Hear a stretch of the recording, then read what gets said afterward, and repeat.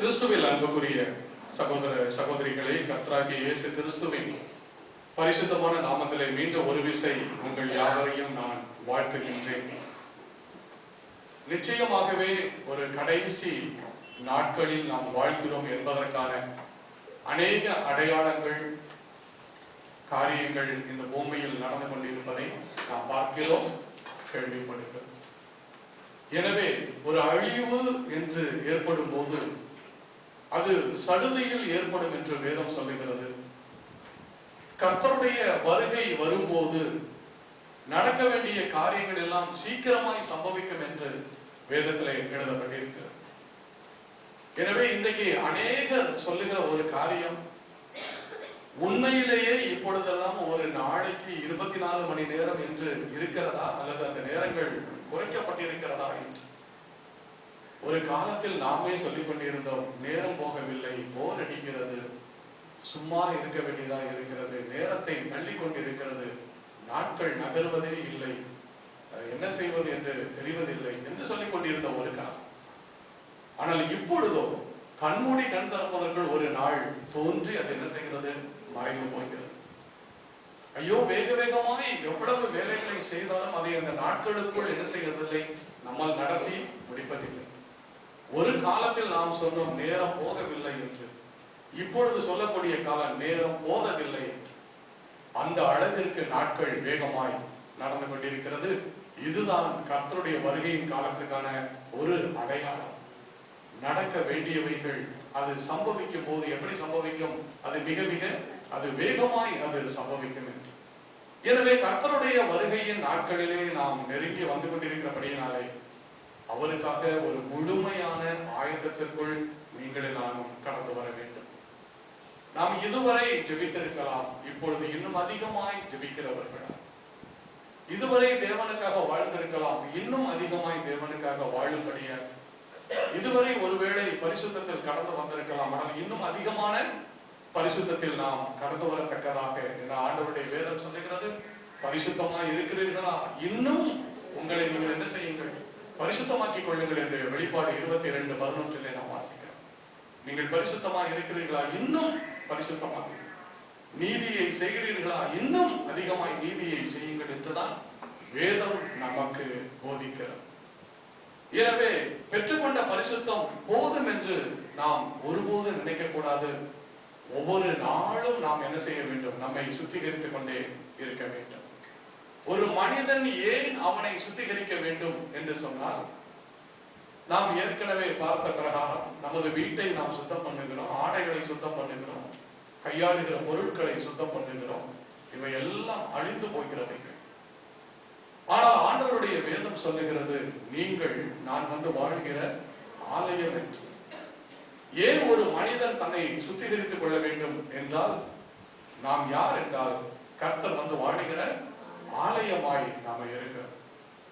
நமது இருப்பிடங்கள் சுத்தமாய் இருப்பது உண்மை என்றால் அதைவிட மேலான சுத்திகரிப்பில் ஒரு ஆலயம் காணப்பட வேண்டும். நமது வஸ்திரங்கள் சுத்தமாய் இருக்கிறது என்றால் அதைவிட தேவன் வந்து வாழ்கிற ஆலயம் இன்னும் பரிசுத்தமாய் அது இருக்க வேண்டும். நமது கால்களிலே ஒரு தூசி, ஒரு அழுக்கு, ஒரு சேறு ஒட்டி கொள்வதை நாம் விரும்புவதில்லை. சாலைகளிலே நாம் கடந்து போகும்போது நமது ஆடைகளிலே அழுக்குகள், தூசிகள் ஒட்டி கொள்வதை நாம் விரும்புகிறது இல்லை. நாம் கையாளுகிற பொருட்களை நம்ம கையில் எடுக்கும் போது பார்க்கிறோம், ஐயோ எவ்வளவு தூசியாக இருக்கிறது, இதை நான் ஒரு விசை கூட கழுவி கொள்ளட்டும் என்று சொல்லி உடனடியாக அந்த காரியங்களை செய்கிறது போல கர்த்தருடைய ஆலயமாய் இருக்கிற நாம் ஒவ்வொருவரும் ஒவ்வொரு நாளும் நாம் எப்படி இருக்க வேண்டும் அப்படின்னா பரிசுத்தமாய் நாம் இருக்க வேண்டும். வீட்டிலே ஒவ்வொரு மூலை முடுக்குகளை தேடி தேடி குப்பைகளை நாம் அகற்றுவது போல ஆண்டவர் நமக்கு 3 நிலைகளை உண்டாக்கி இருக்கிறார்: ஆவி, ஆத்மா, சரீரம். இந்த 3லும் எந்த ஒரு இடத்திலும் அழுக்குகள், கரைகள், குறைகள் இல்லாதபடிக்கு தேடி தேடி அவைகளை நீங்கள் நான் என்ன பண்ணணும் அப்படின்னா சுத்தம் பண்ணணும். என் ஆவியில ஏதாவது அழுக்கு இருக்கிறதா, என் ஆத்மாவிலே எந்த இடத்திலாவது அழுக்குகள் இருக்கிறதா, என் சரீரத்துல எந்த இடத்திலாவது அழுக்குகள் இருக்கிறதா என்று தேடி தேடி அதை சுத்தம் பண்ணுகிறவன் தான் ஒரு மெய்யான கிறிஸ்தவன். ஏனென்றால் ஒரு மெய் கிறிஸ்தவன் என்ன செய்ய வேண்டும், நான் அல்ல, மாறாக நான் தேவனுடைய ஆலயம். இந்த ஆலயம் எப்பொழுதும் எப்படி இருக்க வேண்டும் என்றால் அது பரிசுத்தமாக இருக்க வேண்டும் என்று வேதம் நமக்கு போதிக்கிறது. அப்ப கடந்த சில வாரங்களாக இந்த ஆலயத்தை குறித்ததான செய்திகளை தேவன் நம்மோடு கூட பேசிக்கொண்டு வருகிறார். இன்றைக்கு அதற்குரிய ஒரு கடைசி செய்தியை நாம் பார்த்து முடிக்க போகிறோம். எடுத்துக்கொள்வோம் 1 கொரிந்தியர் 3வது அதிகாரம் 16, 17வது வசனங்களை நாம் எடுத்துக்கொள்ளலாம். 1 கொரிந்தியர் 3, 16, 17 வாசிக்கலாம். நீங்கள் தேவனுடைய ஆலயமாய் இருக்கிறீர்கள் என்றும் தேவனுடைய ஆவி உங்களில் வாசமாய் இருக்கிறார் என்றும் அறியாதிருக்கிறீர்களா? ஒருவன் தேவனுடைய ஆலயத்தை கெடுத்தால் அவனை தேவன் கெடுப்பார். தேவனுடைய ஆலயம் பரிசுத்தமாய் இருக்கிறது. நீங்களே அந்த ஆலயம். ஹல்லேலூயா. ஆண்டவர் சொல்லுகிறார், நீங்களே அந்த ஆலயம் என்று ஆண்டவர் சொல்லுகிறார். உலகம் நம்மை பாவி என்று குற்றப்படுத்துகிறது. உலகம் நம்மை ஒரு சாதாரண மனுஷன் என்று சொல்லுகிறது. நீயும் எங்களை போல ஒருவன் தானே என்று உலகம் நம்மை பார்த்து சொல்லுகிறது. ஆனால் ஆண்டவர் சொல்லுகிறார், நீங்கள் யார் என்றால் நான் வந்து வாழ்கிற ஆலயமாய் இருக்கிறீர்கள் என்று. 16வது வசனத்திலே நாம் பார்க்கிறோம். 2 காரியங்கள் இங்கு முக்கியமாக பேசப்படுகிறது. ஒன்று, நீங்கள் தேவனுடைய ஆலயமாய் இருக்கிறீர்கள் என்றும் முதலாவது காரியம். இரண்டாவது காரியம், தேவனுடைய ஆவி உங்களில் என்னவா இருக்கிறது? வாசமாய் இருக்கிறது. அல்லேலூயா. அப்ப ஆலயம் என்று சொன்ன ஆண்டவர் அந்த ஆலயத்திலே அவர் வாசமாய் இருக்கவும் விரும்புகிறார். அப்ப ஆண்டவர் ஒரு காரியத்தை இந்த 16வது வசனத்திலே வெளிப்படுத்துகிறார். நீங்கள் தான் என்னுடைய ஆலயம். நீங்கள் அப்படி ஆலயமாக மாறும்போது நான் உங்களிடத்திலே வந்து எப்படி இருப்பேன்? வாசமாய் இருப்பேன் என்று தேவன் நமக்கு ஒரு வாக்குத்தத்தம் பண்ணி இருக்கிறார். அப்ப எந்த ஒரு ஜனத்திற்கும் இனத்திற்கும் கிடைக்காத ஒரு மிகப்பெரிய ஒரு பாக்கியத்தை கிறிஸ்தவ மக்களுக்கு ஆண்டவர் என்ன பண்ணி இருக்கிறார் அப்படின்னா வாக்கு பண்ணி இருக்கிறார். எந்த ஒரு தெய்வங்களும் தாங்கள் அந்த மனிதனுக்குள் வந்து குடிகொள்ளுவோம் என்று தெய்வங்கள் என்று சொல்லப்படுகிறவர்கள் சொன்னதாக நாம் கேள்விப்பட்டதில்லை. மாறாக அந்த தெய்வங்கள் எல்லாம் எங்களுக்கு ஒரு கோவில் கட்டு, அந்த கோவிலிலே வந்து நாங்கள் இருப்போம் என்று.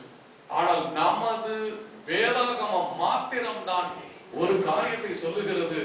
எனக்காக நீங்கள் எதையும் என்ன செய்ய வேண்டாம்? கட்டி எழுப்ப வேண்டாம்.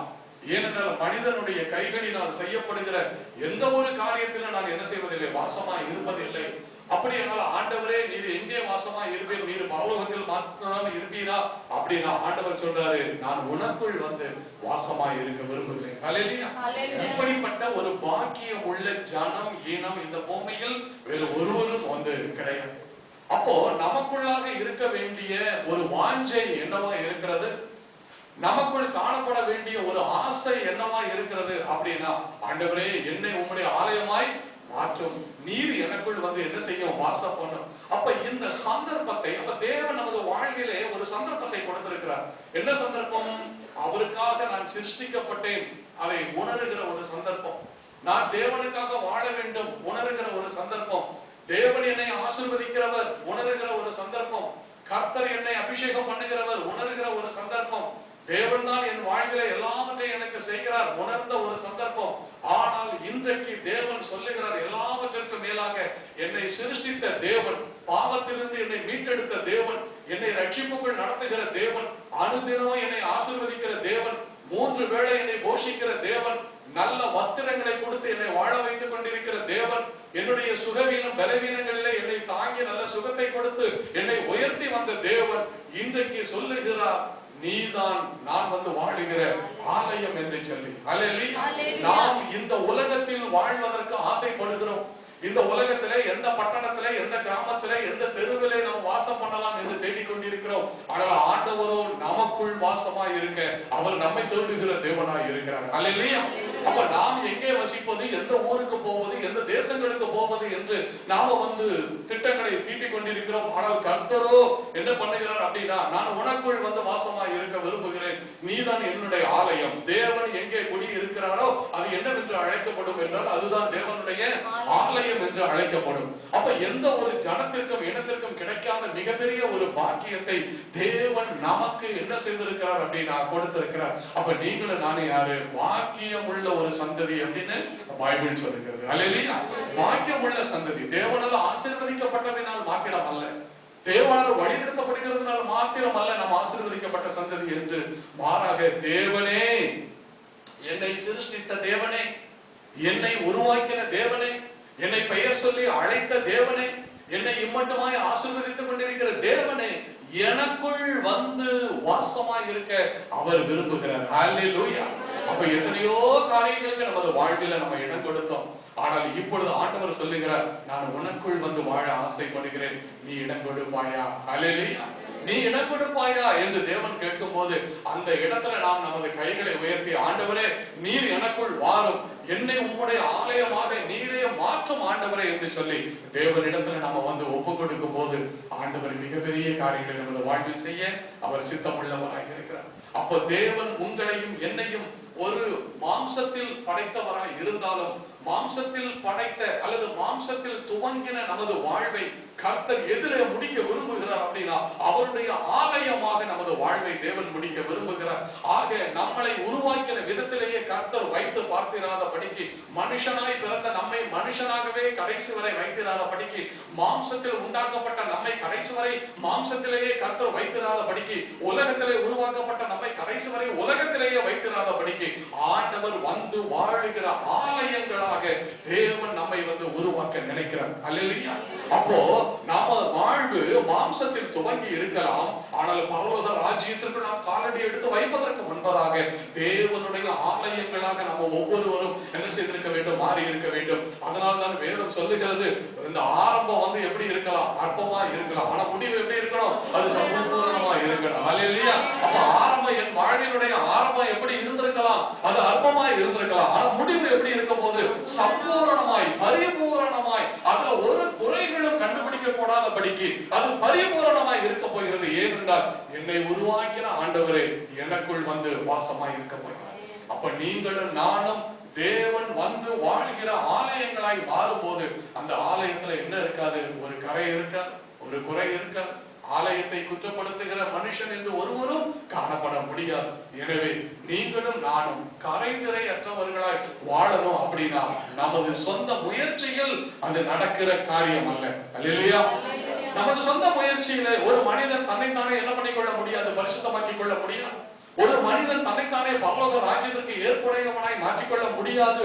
எனவே கர்த்தர் சொல்லுகிற பிரகாரம் அவர் வந்து வாழ்கிற ஆலயங்களாய் நீங்களும் நானும் மாறும் போதுதான் பரலோக ராஜ்யத்திலே நீங்களும் நானும் என்ன பண்ண முடியும்? பிரவேசிக்க முடியும். என் ஆண்டவர் ஒரு நாளிலே மேகங்களினுடைய வருவார்.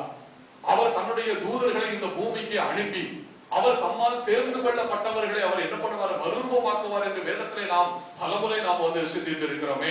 அப்படியானால் அந்த தூதர்கள் இறங்கி வரும்போது ஒரு நொடி பொழுதிலே நீங்களும் நானும் மறுரூபமாக்கப்பட வேண்டுமானால் நீங்களும் நானும் ஒரு அடையாளத்தை பெற்றிருக்க வேண்டும். 730 கோடி ஜனங்கள் இருக்கிற இந்த உலகத்தில் நம்மை மாத்திரம் நொடி பொழுதிலே கர்த்தர் வந்து எடுத்துக்கொள்ள வேண்டுமானால் அந்த மற்ற மனிதர்களிடத்திலே காணப்படாத ஒரு விசேஷித்த அடையாளம் நம்மோடு காணப்பட வேண்டியது அவசியமாய் இருக்கிறது. எந்த ஜனத்திற்கு இடத்திற்கு கொடுக்க கூடாத ஒரு அடையாளமானது அவர் தன்னுடைய ஜனங்களுக்கு அவர் கொடுக்க விரும்புகிறார். அப்படியானால் வான தூதர்கள் ஆண்டவரிடத்திலே கேட்பார்கள், ஆண்டவரே உம்மால் தேர்ந்து கொள்ளப்பட்டவர்கள் யார் என்று நாங்கள் எப்படி அறிந்து கொள்வது என்று கேட்கும் போது ஆண்டவராகிய இயேசு மேகத்தினூடே நின்று கொண்டு தன் தூதர்களுக்கு அவர் கட்டளை இடுவார், நீங்கள் இந்த பூமிக்கு கடந்து போங்கள். 730 கோடி ஜனங்கள் இருக்கிற இடத்திலே யாரெல்லாம் உங்கள் கண்களுக்கு என்னுடைய ஆலயங்களாய் காணப்படுகிறார்களோ அவர்களை நீங்கள் எடுத்துக்கொண்டு வாருங்கள் என்று சொல்லுவார். எனவே நீங்களும் நானும் மறுரூபம் ஆக்கப்படுவதற்கு தேவன் நமக்கு கொடுக்கக்கூடிய உன்னதமான அடையாளம் எது என்றால், எந்த மனிதன், எந்த மனுஷன் அல்லது எந்த ஒரு மனுஷி தேவனுடைய ஆலயமாக நடமாடி கொண்டிருக்கிறார்களோ அவர்கள் அவர்கள் மாத்திரமே அந்த தூதர்களுடைய கண்களுக்கு காணப்படுவார்கள். அவர்கள் மாத்திரமே அந்த நொடி பொழுதிலே எடுத்துக்கொள்ளப்படுவார்கள். எனவே அப்படிப்பட்ட ஒரு அடையாளத்தை தேவன் நமக்கு வைத்திருக்கிறார். எனவே மறுரூபத்திற்கு நீங்களும் நானும் ஆசைப்படுகிற காரியம் பெரிதல்ல. நாம் பரலோக ராஜ்யத்திற்குள் கடந்து போக வேண்டும் என்று எண்ணுவது பெரிய காரியம் அல்ல. ஆனால் நீங்களும் நானும் அந்த காரியத்திலே ஜெயமாக்க வேண்டுமானால், அந்த காரியத்திலே நீங்களும் நானும் ஜெயிக்க வேண்டுமானால் கர்த்தருடைய அடையாளங்களாய் நீங்களும் நானும் மாறணும். அப்ப தேவன் நமக்கு கொடுத்திருக்கிற அடையாளம் என்ன? முதலாவது மாம்சம் என்ற ஒரு அடையாளத்தை தேவன் கொடுத்தார். அதன் பின்பு நம்ம என்ன பண்ணினார்? பாவி என்ற ஒரு நிலையில் இந்த பூமியில் காணப்பட்ட போது என்னால் மீட்கப்பட்டவர்கள் என்று தன்னுடைய ரத்தத்தினாலே நம்மை கழுவி நம்மை மீட்கப்பட்ட ஒரு அடையாளங்களாய் தேவன் வைத்திருந்தார். அதன் பின்பு அவருடைய கிருபையினாலே ரட்சிக்கப்படக்கூடிய ஒரு அடையாளத்தை தேவன் வைத்திருக்கிறார். ஆனால் இந்த உலகத்திற்கு ஒரு முடிவு வருகிற நாளிலே, நம்மை பரலோகத்திற்கு தேவனை ஏற்றுக்கொள்கிற நாளிலே ஒரு விசேஷ அடையாளத்தை தேவன் நம்மோடு கூட வைக்க விரும்புகிறார். அது என்னவென்றால் அவர் வந்து வாழுகிற ஆலயமாய் இருக்கிறது என்று வேதத்திலே நீங்களே நான் வாசிக்கிறோம். ஹல்லேலூயா. அப்போ ஆண்டவருடைய வருகைக்கு முன்பதாக இந்த கடைசி காலங்களிலே நடக்க வேண்டிய அடையாளங்கள் எல்லாம் நடந்து கொண்டிருக்கிற இந்த காலகட்டத்திலே நீங்களும் நானே யாராய் மாறணும் அப்படின்னா ஆலயமாய் மாறணும். ஹல்லேலூயா. அப்ப ஆலயமாய் நம்மை நாமே ஆலயமாய் மாற்றிக்கொள்ள முடியுமா அப்படின்னா முடியாது. நம்மை நாமே விடுதலையாக்கிக் கொள்ள முடியுமா? முடியாது. நம்மை நாமே ரட்சித்துக் கொள்ள முடியுமா? முடியாது. என்னை நானே சுத்திகரித்துக் கொள்ள முடியுமா? முடியாது. அப்போ ஒரே ஒரு காரியம், நாம் இந்த பாடலிலே பாடினது போல, என் சித்தம் அல்ல ஆண்டவரே உம்முடைய சித்தம், உமக்காகவே நான் ஜீவிக்கிறேன், என்னை தருகிறேன் ஆண்டவரே உம் கரத்தில், என்னை படைக்கிறேன் ஆண்டவரே உம்முடைய பாதத்தில், என்னை உருமாற்றும், என்னை உருவாக்கும் ஆண்டவரே என்று சொல்லி அனுதினமும் தேவனுடைய பாதத்திலே நாம் ஒரு சரணாகதி அடையும் போது மாத்திரமே கர்த்தருடைய ஆலயங்களாய் நம்ம இருக்கிறோம். அப்போ உலகத்திலே உள்ள மனிதர்கள் நம்மை ஒரு மனிதர்களாகவே பார்த்து கொண்டிருக்கிறார்கள். ஆனால் ஆண்டவருடைய கண்கள் நம்ம எப்படி பார்க்கிறது என்றால் அவர் வந்து வாழுகிற ஆலயங்களாய் வந்து பார்க்கிறது. அப்ப தேவனுடைய எதிர்பார்ப்பு என்ன அப்படின்னா, மாம்சத்தில் துவங்கின என் வாழ்வு தேவனுடைய ஆலயமாய் முடிய வேண்டும் என்று தேவன் விரும்புகிறார். அந்த தேவனுடைய சித்தத்திற்கு அதான் நம்ம பாடினோம், என் சித்தம் அல்ல ஆண்டவரே உமது சித்தம் ஆண்டவரே, என் சித்தம் அல்ல ஆண்டவரே உம்முடைய சித்தம் ஆண்டவரே என்று நாம சொல்லும் போதுதான், கர்த்தர் கரத்திலே நம்மை அர்ப்பணிக்கும் போதுதான் அவர் வந்து வாழுகிற ஆலயமாக தேவன் நம்ம என்ன செய்வார் அப்படின்னா மாற்றுவார். ஹல்லேலூயா. அப்ப ஆண்டவர் வந்து எப்படி இருக்கிறார் அப்படின்னா தேவன் ஒருவரே அப்படின்னு நம்ம பார்த்தோம். தேவன் ஒருவரே. அந்த தேவன் பிதாவாகவும் இயேசு கிறிஸ்துவாகவும் பரிசுத்த ஆவியானவராகவும் வெளிப்படுகிறார். மூன்று நிலைகள். அப்ப தேவனுக்கு மூன்று நிலைகள், பிதா, குமாரன், பரிசுத்த ஆவி என மூன்று நிலைகள். மனிதனும் மூன்று நிலைகளிலே படைக்கப்பட்டான். ஆவி, ஆத்மா, சரீரமாய் அவன் வந்து படைக்கப்பட்டான். அப்ப எல்லா மனிதர்களுக்குள்ளும் என்ன இருக்கிறது? ஒரு ஆவி இருக்கிறது, ஒரு ஆத்மா இருக்கிறது, ஒரு சரீரம் இருக்கிறது. ஹல்லேலூயா. ஆனால் கர்த்தர் இப்பொழுது நம்ம எப்படி மாற்ற விரும்புகிறார்? அவர் வந்து வாழுகிற ஆலயமாக மாற்ற விரும்புகிறார். அப்போ தேவன் மூன்று நிலையில் காணப்படுகிறார். பிதா, குமாரன், பரிசுத்த ஆவியாக. உலகத்தில் படைக்கப்பட்ட அத்தனை மனிதர்களும் ஆவியாத்மா சரீரத்தில் என்ன செய்யப்பட்டிருக்கிறார்கள்? படைக்கப்பட்டிருக்கிறார்கள். ஆனால் தேவன் நம்மை என்னவாக மாற்ற விரும்புகிறார்? மனித நிலையிலேயே அப்படியே நம்மை விட்டு விடாதபடிக்கு அவர் நம்மை தேவனுடைய ஆலயமாக மாற்ற விரும்புகிறார். அப்படியானால் வேதத்திலே தேவனுடைய ஆலயம் எப்படி இருக்கிறது? அங்கேயும் மூன்று நிலைகளை நம்ம பார்க்கிறோம். ஒன்று பிரகாரம், இன்னொன்று பரிசுத்த ஸ்தலம், இன்னொன்று மகா பரிசுத்த ஸ்தலம். ஹல்லேலூயா. அப்ப பிதா, குமாரன், பரிசுத்த ஆவி, ஆவி, ஆத்மா, சரீரம். அவன் பின்பு ஆண்டவர் நம்ம என்னவாக மாற்ற விரும்புகிறார்? ஆலயமாக மாற்ற விரும்புகிறார். ஒரு ஆலயத்துல என்ன இருக்கும்? மூன்று பகுதிகள் இருக்கும். பிரகாரம், பரிசுத்த ஸ்தலம், மகா பரிசுத்த ஸ்தலம். அப்போ என்னுடைய சரீரம் தான் ஆண்டவர் வந்து வாழுகிற ஆலயத்தின் பிரகாரம்.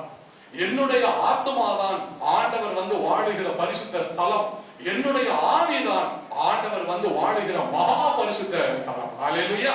அப்படியானால் ஒரு ஆலயத்திலே என்ன நடக்க வேண்டும் என்றால், ஆலயத்திலே முதலாவது மூன்று கட்டுகள் இருக்க வேண்டும். பிரகாரம், பரிசுத்த ஸ்தலம், மகா பரிசுத்த ஸ்தலம். அந்த மூன்று கட்டுகளும் எப்பொழுதும் எப்படி இருக்க வேண்டும்? பரிசுத்தமா இருக்க வேண்டும். பிரகாரத்தில் என்னென்ன இருக்க வேண்டும்? வேதம் சொல்லுகிறது. பரிசுத்த ஸ்தலத்தில் என்னென்ன காணப்பட வேண்டும்? வேதம் சொல்லுகிறது. ஆனால் மகா பரிசுத்த ஸ்தலத்தில் என்ன காணப்பட வேண்டும் என்று வேதம் சொல்லுகிறது. ஹல்லேலூயா. அப்போ இந்த பிரகாரம், இந்த பரிசுத்த ஸ்தலம், இந்த மகா பரிசுத்த ஸ்தலமாய் தேவன் என்னை பாவிக்க விரும்புகிறார். அப்படியானால் நானும் என்ன ஆண்டவர் சந்திக்கிற இடம் எதுவாய் இருக்கிறது அப்படின்னா அந்த மகா பரிசுத்த ஸ்தலம். ஹல்லேலூயா. அப்போ ஒரு ஆலயத்தில் மகா பரிசுத்த ஸ்தலத்தில் பிரகாரத்திலே ஜனங்கள் பிரவேசிப்பார்கள்.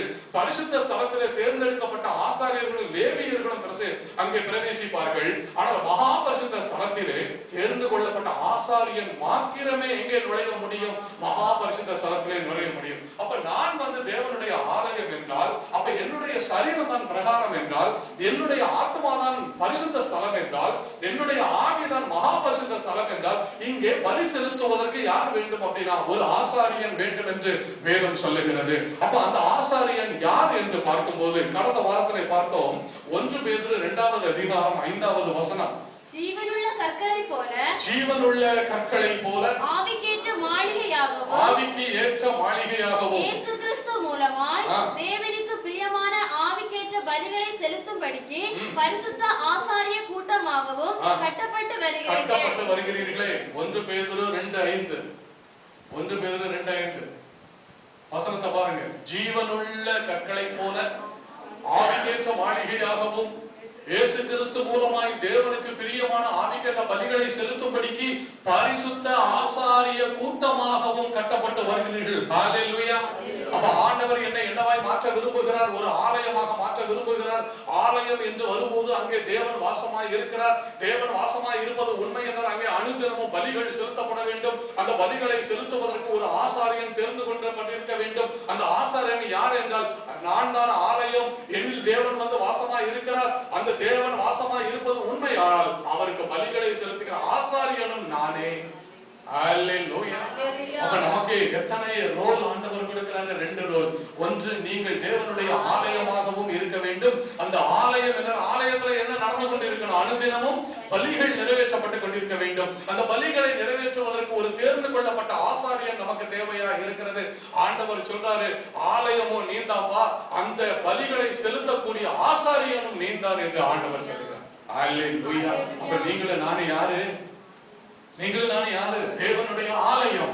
இரண்டாவது, தேவனுக்கு பலிகளை செலுத்தக்கூடிய ஆசாரிய கூட்டமாகவும் தேவன் நம்மை கட்டி எழுப்புகிறார். வசனத்தை வாசிக்கலாம். ஜீவனுள்ள கற்களை போல ஆவிக்கேற்ற மாளிகையாகவும் இயேசு கிறிஸ்து மூலமாய் தேவனுக்கு பிரியமான ஆவிக்கேற்ற பலிகளை செலுத்தும்படிக்கு பரிசுத்த ஆசாரிய கூட்டமாகவும் நீங்களும் நானும் கட்டப்பட்டு வருகிறீர்கள். ஹல்லேலூயா. அப்படியானால் ஆசாரியன் என்பவன் யார்? அவன் தான் சொந்த ஜனத்தில் இருந்து இனத்தில் இருந்து பிரித்தெடுக்கப்பட்டவன். வேதத்திலே நாம வந்து வாசிக்கிறோம். எபிரேயர் 5வது அதிகாரம் 4வது வசனம் சொல்லுகிறது, ஆரோனை போல ஒருவன் அழைக்கப்படாவிட்டால் இந்த கனமான ஊழியத்தை அவனால் என்ன பண்ண முடியாது? செய்ய முடியாது. ஒருவன் இந்த ஊழியத்தை செய்ய வேண்டுமானால் அவன் யாரை போல அழைக்கப்பட்டிருக்க வேண்டும் அப்படின்னா, அவன் ஆரோனை போல அவன் என்ன செய்யப்பட்டிருக்க வேண்டும்? அழைக்கப்பட்டிருக்க வேண்டும். ஆரோனை போல அழைக்கப்பட்டிருக்க வேண்டும் என்றால், ஆரோனை கர்த்தர் எப்படி அழைத்தார்? ஆரோன் யார்? அவன் ஒரு ஆசாரியன். தேவனால் முதலாக தெரிந்து கொள்ளப்பட்ட ஆசாரியன். ஒரு ஆசாரியனை போல நம்ம மாறணும் அப்படின்னா, ஆசாரியனுக்கு உதாரணத்துவமாய் நமக்கு கொடுக்கப்பட்டிருக்கிற ஒரு காரியம் என்ன அப்படின்னா, அங்கே ஆரோன் என ஒரு பெயர் சொல்லப்பட்டிருக்கிறது. ஆரோனை போல நீங்கள் என்ன செய்யப்பட்டிருக்க வேண்டும்? அழைக்கப்பட்டிருக்க வேண்டும். அப்படியானால் ஒரு ஆரோன் ஆசாரிய ஊழியத்துக்கு அழைக்கப்படும் போது அவன் எப்படி அழைக்கப்பட்டான் என்று பார்க்கும்போது, யாத்திராகமம் 28வது அதிகாரம் 1வது வசனத்தை வாசிக்கலாம். யாத்திராகமம் 28:1 வாசிக்கலாம். உன் சகோதரனாகிய ஆரோன், ஆண்டவர் மோசேயின் இடத்திலே சொல்லுகிறார், உன் சகோதரனாகிய ஆரோன் எனக்கு ஆசாரிய ஊழியம் செய்யும்படிக்கு, அண்டர்லைன் பண்ணுங்க, எனக்கு ஆசாரிய ஊழியம் செய்யும்படிக்கு. ஒரு ஆசாரியன் ஆண்டவரால் தேர்ந்து கொள்ளப்பட்ட பின்பு அவன் இந்த உலகத்தில் வேறு எந்த ஒரு வேலையும் செய்யக்கூடாது. அவன் இந்த உலகத்தில் எந்த ஒரு வேலையும் செய்யக்கூடாது. தேர்ந்து கொள்ளப்பட்ட ஒரு ஆசாரியன் முழு நேரமும் யாருக்காகவே பணிவிடை செய்கிறவனா இருக்கணும். ஆண்டவர் சொல்றாரு, மோசே உன் சகோதரனாகிய ஆரோன் எனக்கு ஆசாரிய ஊழியம் செய்யும்படிக்கு. அப்பா ஆரோனை தேவன் என்ன பண்ணுகிறார்? மோசேயின் இடத்துல சொல்லி, உன் சகோதரனாகிய ஆரோனை நீ என்ன பண்ணு? எனக்கு ஆசாரிய ஊழியம் செய்யும்படிக்கு. அப்ப ஆசாரிய ஊழியத்திற்கு தேவனால் யார் தேர்ந்து கொள்ளப்படுகிறார்களோ அவர்கள் எப்படி இருக்கணும் அப்படின்னா, அடுத்து சொல்றாரு, நீ ஆரோனையும் அவனோட கூட அவன் குமாரராகிய நாதாப், அபியூ, எலெயாசார், இத்தாமார் என்னும் ஆரோனின் குமாரரையும் இஸ்ரவேல் புத்திரரில் இருந்து பிரித்து உன்னிடத்தில் சேர்த்துக் கொள்வாயாக. அப்ப ஒரு ஆசாரியனை தேவன் தெரிந்து கொள்ளும் போது அவன் இனத்தில் இருந்து, ஜனத்தில் இருந்து, சொந்த பந்தங்களிடம் இருந்து, இங்கே சொல்லப்பட்டிருக்கிறது, இஸ்ரவேல் புத்திரரில் இருந்து ஆரோன் என்ன செய்யப்பட வேண்டும்? பிரித்தெடுக்கப்பட வேண்டும். அங்கே உறவுகள் அங்கே பேசப்படக்கூடாது. ஒரு ஆசாரனுடைய வாழ்விலே உறவுகளுக்கு இடம் கிடையாது. அல்லேலூயா. ஒரு ஆசாரியனுடைய வாழ்விலே எதுக்கு இடம் கிடையாது? எங்க மாமா, சித்தப்பா, பெரியப்பா உறவுகளுக்கு அங்கே இடம் கிடையாது. இஸ்ரவேல் புத்திரரிலே இருந்து அவன் என்ன செய்யப்பட்டிருக்க வேண்டும்? பிரித்தெடுக்கப்பட்டிருக்க வேண்டும். அல்லேலூயா. அப்போ ஒரு பிரித்தெடுக்கப்பட்ட ஆசாரியன் அவன் எல்லோருக்கும் அவன் பொதுவாக காணப்பட வேண்டும் என்பதனாலே அவன் சொந்த பந்தங்களுக்கு நடுவாக இருந்து அவன் என்ன செய்யப்பட்டிருக்க வேண்டும்? பிரித்தெடுக்கப்பட்டிருக்க வேண்டும். அப்ப ஆசாரியன் என்பவன் யார்? இங்கே இரண்டு காரியங்களை பார்க்கிறோம். ஒன்று, தேவனுக்கு ஊழியம் செய்யும்படியாக பிரித்தெடுக்கப்பட்டவன். இரண்டாவது, அவன் அதுவரை எந்த இனத்தில் ஜனத்தில் காணப்பட்டானோ அந்த இனத்தில் ஜனத்தில் இருந்து அவன் என்ன செய்யப்பட்டிருக்க வேண்டும்? பிரித்தெடுக்கப்பட்டிருக்க வேண்டும். இப்ப நாம என்ன வாசிக்கிறோம்? 1 பேதுரு 2:5 நீங்கள் ஆசாரிய கூட்டமாக என்ன செய்யப்பட்டு வருகிறீர்கள்? கட்டப்பட்டு வருகிறீர்கள். அப்போ நீங்கள் ஆசாரிய கூட்டம் என்பது உண்மையானால் கர்த்தர் உங்களை அவருக்கு ஆசாரிய ஊழியம் செய்யும்படிக்கு தேவன் என்ன பண்ணுகிறார்? பிரித்தெடுக்கிறார். யாரிடமிருந்து, எங்கிருந்து உங்களை அவர் பிரித்தெடுக்கிறார் என்று பார்க்கும்போது உங்கள் சொந்த பந்தங்களிடமிருந்து, இனத்திலிருந்து, ஜனத்திலிருந்து கர்த்தர் என்ன பண்ணுகிறார்? பிரித்தெடுக்கிறார். ஆசாரியன் என்பவன் யார்? பிரித்தெடுக்கப்பட்டவன். நீங்களும் நானே யாரு? பிரித்தெடுக்கப்பட்டவர்கள். அப்போ உங்களை கர்த்தர் ஆலயமாக மாற்றுவது உண்மை என்றால், அந்த ஆலயத்திற்கு தேவன் உங்களை ஆசாரியர்களாக நியமிப்பது உண்மை என்றால், நீங்களும் பிரித்தெடுக்கப்பட்டவர்களாக இருக்கணும். உங்கள் ஆவி, ஆத்துமா, சரீரத்திலே அதுதான் என்னது? மகா பரிசுத்த ஸ்தலம், பரிசுத்த ஸ்தலம், பிரகாரம். இந்த 3 நிலைகளிலும் உங்கள் சொந்த பந்தங்களினாலே கரைபடாதபடிக்கு நீங்கள் பார்த்துக் கொள்ள வேண்டும். ஆக கிறிஸ்தவர்கள் யார் என்றால், உலகத்தில் இருந்து என்ன செய்யப்பட்டவர்கள்? பிரித்தெடுக்கப்பட்டவர்கள். தேவனை ஏற்றுக்கொள்ளாத விசுவாசியாத ஜனக்கூட்டத்தாரிடம் இருந்து பிரித்தெடுக்கப்பட்டவர்கள். கர்த்தருக்கு தங்கள் வாழ்வை அர்ப்பணித்த ஜனங்களுக்கு அவர்கள் வேலை செய்யும்படியாக என்ன செய்யப்பட்டவர்கள்? அப்படின்னா பிரித்தெடுக்கப்பட்டவர்கள். அப்போ ஒருவன் ஆசாரியன் என்பது உண்மை என்றால், தேவனால் தேர்ந்து கொள்ளப்பட்ட ஆசாரியன் என்பது உண்மை என்றால், அவனுக்கு அது முதல் சொந்த பந்தம் என்பது அவனுக்கு கிடையாது. அல்லேலூயா. ஆனா கிறிஸ்தவர்கள் நீங்கள் யார் என்று வேதம் சொல்லுகிறது? ஊழியக்காரன் மாத்திரம் அல்ல, அழைக்கப்பட்ட ஒவ்வொரு கிறிஸ்தவனும் யார் என்று சொல்லுகிறது? நீங்கள் பலிகளை செலுத்தும்படிக்கு ஆசாரிய கூட்டமாய் என்ன செய்யப்பட்டு வருகிறீர்கள்? கட்டப்பட்டு வருகிறீர்கள். அப்ப நீங்களும் யாரா இருக்கணும் அப்படின்னா, உங்கள் இனத்திலிருந்து, ஜனத்திலிருந்து பிரித்தெடுக்கப்பட்டவர்களாய் இருக்கணும். அதனால்தான் ஆண்டவருடைய வேதம் சொல்லுகிறது, 2 கொரிந்தியர் 6வது அதிகாரம் அங்கே 14 இருந்து நம்ம வாசிக்க கேட்கலாம். ஒரு விசுவாசிக்கும் அவிசுவாசிக்கும் என்ன சம்பந்தம்? கிறிஸ்துவுக்கும் பேலியாளுக்கும் என்ன தொடர்பு?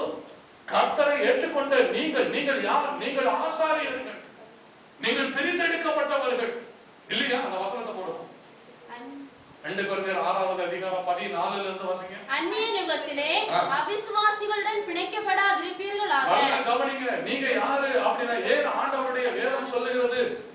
2 கொரிந்தியர் 6வது அதிகாரம் 16வது வசனம் 14 இருந்து வாசிங்க. அந்நிய நுகத்திலே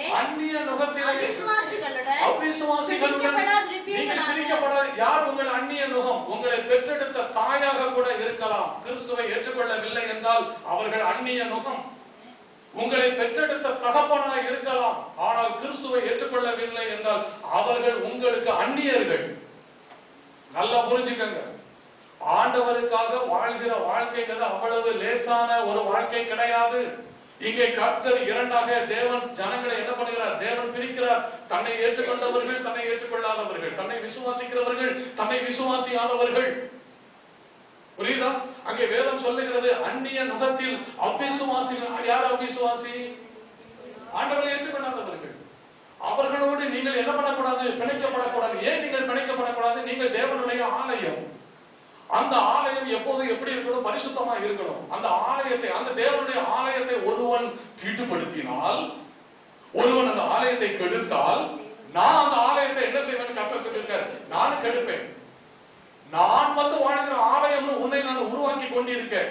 நீ அவிசுவாசிகளோடு அந்நிய நுகத்திலே நீ உன்னை பிணைத்துக் கொண்டு உன்னை நீ தீட்டுப்படுத்துவாயே, ஆனால் உன் ஆலயத்தை நானே கெடுப்பேன் என்றுதான் கர்த்தருடைய வசனமா இருக்கிறது.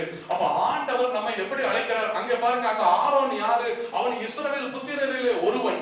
ஆனாலும் அந்த இஸ்ரவேல் புத்திரரில் இருந்து அவனை என்ன பண்ணுகிறார் அப்படின்னா ஆண்டவர் பிரித்து எடுக்கிறார். அப்ப 12 கோத்திரங்களிலே யாருக்கு இடம் கிடையாது அப்படின்னா ஆரோனுக்கு, அவனுடைய சந்ததிக்கு என்ன கிடையாது அப்படின்னா இடமில்லாதபடிக்கு தேவன் வைத்திருக்கிறார். அவன் பிரித்தெடுக்கப்பட்டவன். 12 கோத்திரத்தாருக்கும் அவன் யாராய் இருக்கணும்? ஒரு பொது பொருளாய் அவன் இருக்க வேண்டும். இது என் கோத்திரத்து ஜனங்கள், அவர்கள் என் கோத்திரம் அல்லாதவர்கள். இந்த பிரிவினை ஆரோனுடைய உள்ளத்தில் வரக்கூடாது என்பதற்காக கர்த்தர் சொன்னார், அவனை இஸ்ரவேல் புத்திரரில் இருந்து என்ன பண்ணு?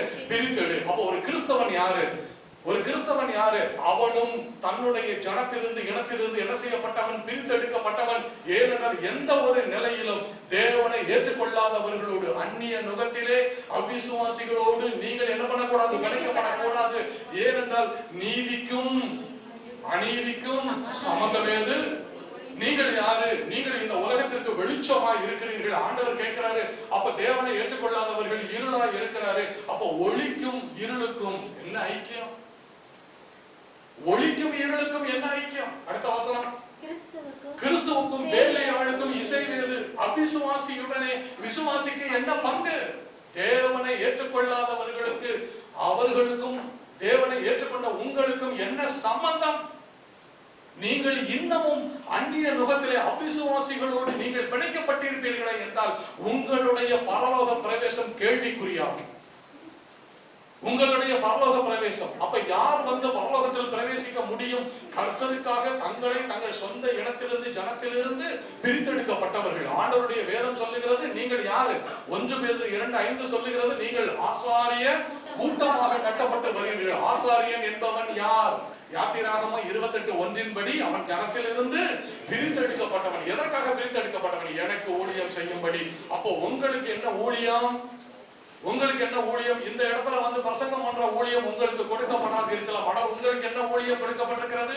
நீங்கள் தேவனுடைய ஆலயம். பிரகாரத்தை பரிசுத்தமாக்கிக் கொள்ள வேண்டும். பரிசுத்த ஸ்தலத்தை பரிசுத்தமா வைத்திருக்க வேண்டும்.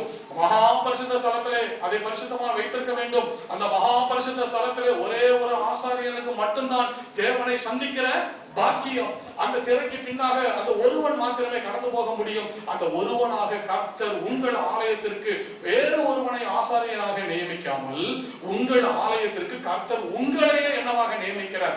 ஆசாரியனாக நியமிக்கிறார். அப்ப அந்த ஆசாரியன் எப்படிப்பட்டவனா இருக்கணும்? கிறிஸ்துவுக்கு பேலியாளுக்கும் இசைவேது, அவிசுவாசியுடனே விசுவாசிக்கு பங்கு என்ன? அடுத்த வசனம், தேவனுடைய ஆலயம். நீங்க யாரு? நம்மளாம் யாரு? இப்போ தேவனுடைய ஆலயம். தேவனுடைய ஆலயத்துக்கும் விக்கிரகங்களுக்கும் என்ன சம்பந்தம்? விக்கிரகம் என்பது இந்த இடத்துல சிலைகளை, விக்கிரகங்களை, சொருபங்களை மாத்திரம் குறிப்பதல்ல. உலக பிரகாரமான ஆசைகள், உலக பிரகாரமான எண்ணங்கள், பணத்தின் மேல் உள்ள மோகம், சொத்துக்களின் மேல் உள்ள மோகம், ஆடைகளின் மேல் உள்ள மோகம், நகைகளின் மேல் உள்ள மோகம், இது எல்லாம் வேதத்தின்படி என்னவா இருக்கிறது அப்படின்னா விக்கிரக ஆராதனை. அப்ப நீங்கள் யாரு? தேவனுடைய ஆலயம். அந்த தேவனுடைய ஆலயத்தில் விக்கிரகங்களுக்கு என்ன கிடையாது? சம்பந்தம் கிடையாது. பண ஆசைக்கு சம்பந்தம் கிடையாது. நகைகளின் மேல் உள்ள ஆசைக்கு சம்பந்தம் கிடையாது. ஆடைகளின் மேல் உள்ள ஆசைகளுக்கு சம்பந்தம் கிடையாது. உலகத்திலே மனிதர்கள் எதிரின் மேல் எல்லாம் ஆசைகள் வைத்திருக்கிறார்கள். அத்தனை ஆசைகளையும் துறந்து தேவன் மேல் மாத்திரம் ஆசைகளையும் விருப்பத்தையும் வைத்திருக்கிறவன் தான் கிறிஸ்தவன். அப்ப அவர்களுக்குள்ளே இப்ப ஆண்டவர் சொல்றாரு, நீங்கள் யாரு? தேவனுடைய ஆலயம். அங்க எந்த ஒரு விக்கிரகங்களுக்கும், விக்கிரகம்னா என்னது? உலக பிரகாரமான எண்ணங்கள், ஆசைகள், அதுக்கு என்ன கிடையாது? இடமே கிடையாது. அப்ப நான் அவர்களுக்குள்ளே வாசம் பண்ணி அவர்களுக்குள்ளே உலாவி அவர்கள் தேவனாய் இருப்பேன், அவர்கள் என் ஜனமாய் இருப்பார்கள் என்று தேவன் சொன்னபடி நீங்கள் ஜீவனுள்ள தேவனுடைய ஆலயமாய் இருக்கிறீர்களே. நீங்கள் யாரு? ஜீவனுள்ள தேவனுடைய ஆலயமாய் நீங்கள் இருக்கிறீர்களே. கர்த்தருடைய வார்த்தை திரும்ப திரும்ப சொல்லுகிறது, மாம்சத்தில் ஆரம்பித்த உங்களது வாழ்வு அது எதிலே முடிய வேண்டும் என்றால் நீங்கள் தேவனுடைய ஆலயமாக மாற்றப்பட வேண்டும். அது எதற்குள் நீங்கள் செய்திருக்க வேண்டும் அப்படின்னா ஆண்டவருடைய வருகை வருவதற்கு முன்பதாக நீங்களும் நானும் யாராக மாறி இருக்க வேண்டும்? தேவனுடைய ஆலயமாய் மாறி இருக்க வேண்டும். அந்த தேவனுடைய ஆலயத்தில் தேவனை ஏற்றுக்கொள்ளாதவர்களுக்கு என்ன கிடையாது? இடம் கிடையாது. அந்நிய நுகத்திலே நீங்கள் உங்களை பிணைக்காது இருப்பீர்களாக. அவிசுவாசிகளோடு உங்களுக்கு என்ன பங்கு?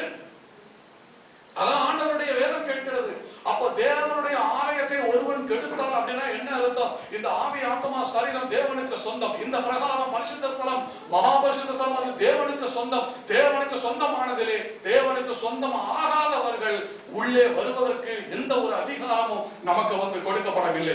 எனவே அந்நியர்கள் நிமித்தமாய், அவிசுவாசிகளின் நிமித்தமாய், கிறிஸ்துவை ஏற்றுக்கொள்ளாதவர்கள் நிமித்தமாய், உலக பிரகாரமாய் வாழ்கிறவர்கள் நிமித்தமாய் உங்கள் வாழ்க்கையில நீங்கள் அவர்களுக்கு என்ன பண்ணக்கூடாது அப்படின்னா இடம் கொடுக்க கூடாது. அப்படி நீங்கள் தேவனை ஏற்றுக்கொள்ளாத, தேவனுக்கு பயப்படாத, தேவனுடைய வார்த்தைகளை அறியாத, தேவனுக்கு கீழ்ப்படியாத ஜனத்தையோ இனத்தையோ சொந்தத்தையோ உங்கள் ஆலயத்திலே நீங்கள் பிரவேசிக்க நீங்கள் இடம் கொடுப்பீர்களே என்றால் உங்கள் ஆலயத்தை நீங்கள் கெடுக்கிறபடியினாலே ஆண்டவருடைய வேதம் சொல்லுகிறது, ஒருவன் தேவனுடைய ஆலயத்தை கெடுத்தால் அவனை நானும் கெடுப்பேன். 1 கொரிந்தியர் 3:17 நம்ம ஏற்கனவே வாசித்திருக்கோம். இப்ப இதுல 17வது வசனம், நீங்கள் அவர்கள் நடுவிலிருந்து புறப்பட்டு அண்டர்லைன் பண்ணுங்க, நீங்கள் அவர்கள் நடுவில் இருந்து புறப்படணும்.